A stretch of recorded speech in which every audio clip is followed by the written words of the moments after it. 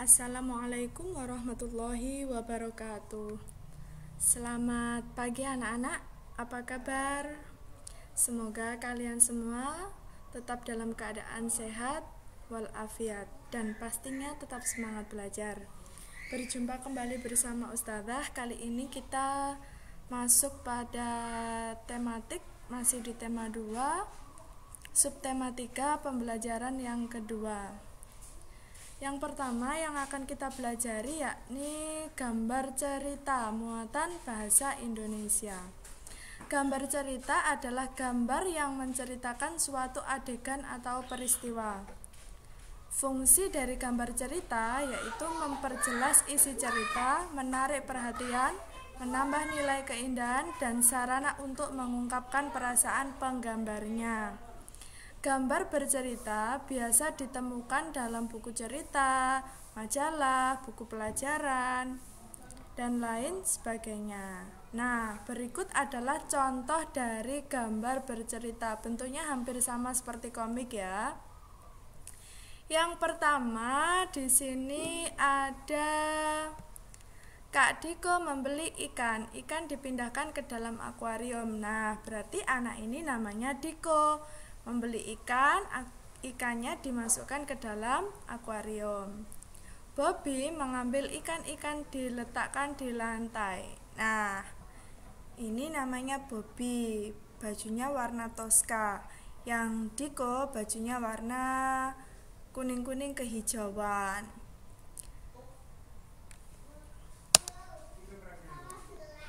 Nah, Kak Diko melihat ikannya di lantai. Kak Diko bertanya kepada ibu, "Ibu, mengapa ikanku di lantai?" Bobby menghampiri kakaknya. "Aku yang memindahkan, Kak. Kasihan ikannya kedinginan." "Ikan memang hidup di air, Bobby." Nah, ini adalah serangkaian gambar cerita, yaitu gambar yang dilengkapi dengan cerita. Jadi gambarnya juga harus sesuai dengan apa yang diceritakan. Selanjutnya kita masuk pada muatan pembelajaran IPA. Cara memelihara organ pernafasan. Yang pertama yaitu dengan menjaga kesehatan organ pernafasan. Bagaimana caranya? Makan makanan bergizi untuk menjaga daya tahan tubuh. Berolahraga teratur supaya alat pernafasan kita itu terlatih. Yang ketiga, istirahat yang cukup, dan istirahat yang paling baik adalah tidur. Tidur juga tidak boleh terlalu lama. Kenapa? Karena kalau kita tidur terlalu lama badan kita malah menjadi lemas. Jadi tidur yang secukupnya. D. Posisi tidur yang benar. Miring ke kanan dan jangan telungkup. Telungkup itu mengkurep cah. Jadi kita itu tidak boleh tidur dengan telungkup. Itu tidak baik untuk organ pernafasan kita. Yang paling baik adalah miring ke kanan. Yang kedua, menghindari zat-zat yang dapat merusak organ pernafasan. Zat apa saja itu? Yang pertama tentunya rokok.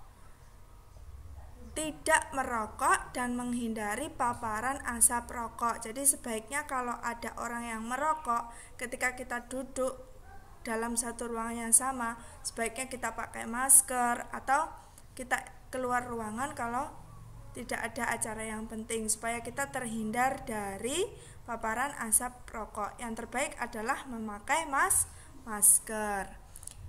Menggunakan masker saat berada di lingkungan kotor, maksudnya ketika kita melakukan aktivitas outdoor yang mungkin ada berbagai asap kendaraan, asap pabrik, dan lain sebagainya, sebaiknya kita menggunakan masker. Yang ketiga, mengurangi konsumsi makanan dan minuman dingin. Contohnya apa? Es krim, air yang ditaruh di kulkas. Semua yang didinginkan itu sebaiknya kita kurangi. Bukan tidak boleh sama sekali ya, kita kurangi. Kenapa? Karena makanan dan minuman yang dingin dapat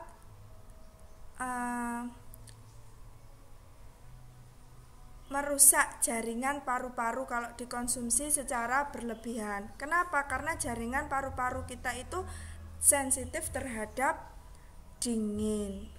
Selanjutnya, menghindari makanan dan minuman yang mengandung banyak gula dan bahan kimia, karena dapat merangsang lendir pada paru-paru sehingga kapasitas udara dalam paru-paru akan lebih sedikit. Yang ketiga, merawat organ pernafasan dengan cara membersihkan rongga hidung secara teratur. Bulu halus dan rambut hidung berfungsi menyaring kotoran.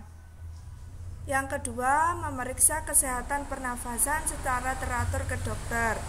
Yang keempat, menjaga kesehatan lingkungan sekitar.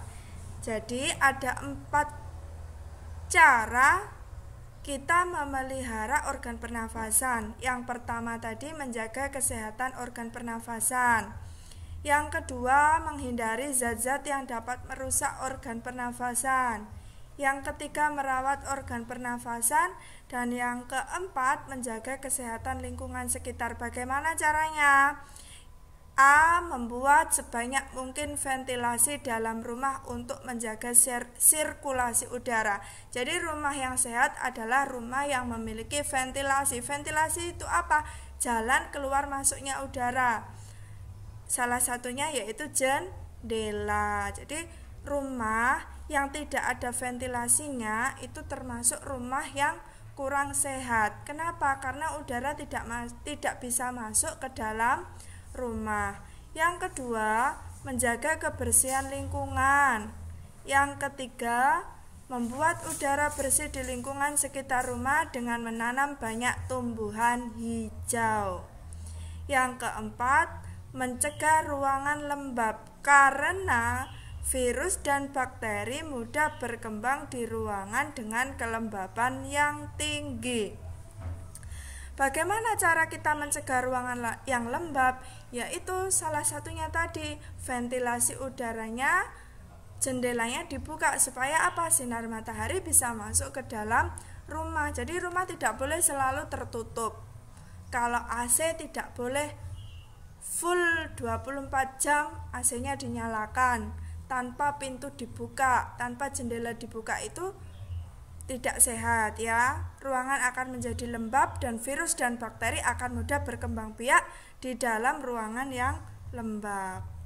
Selanjutnya kita masuk pada materi poster. Muatan pembelajaran SBDP.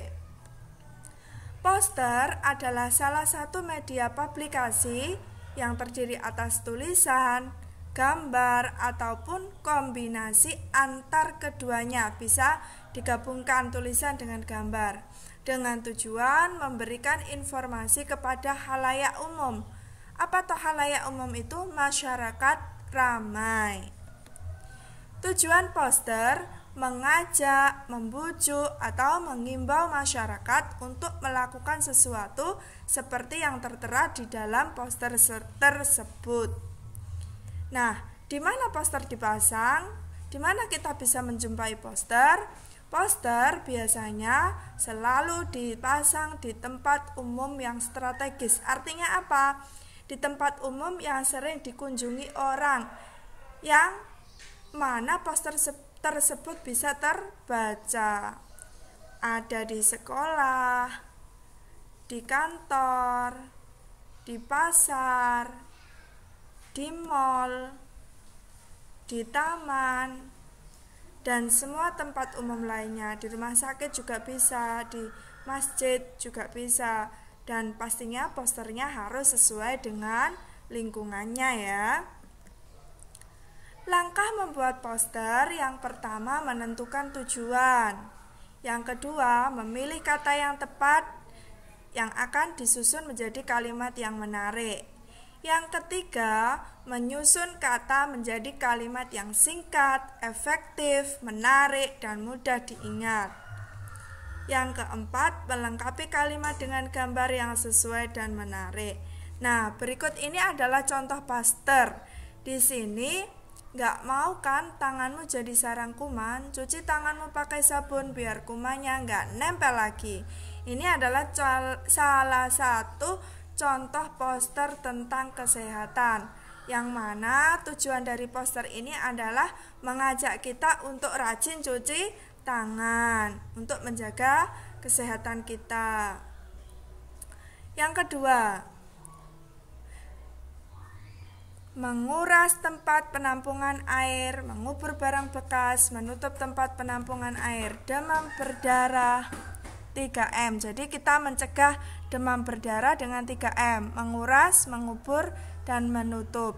Nah, maksud dari tujuan dari poster ini adalah mengajak kita untuk selalu menguras tempat penampungan air, mengubur barang bekas, dan menutup tempat penampungan air supaya kita terhindar dari demam berdarah, untuk mengurangi perkembangbiakan jentik-jentik nyamuk Aedes aegypti yang menyebabkan penyakit demam berdarah.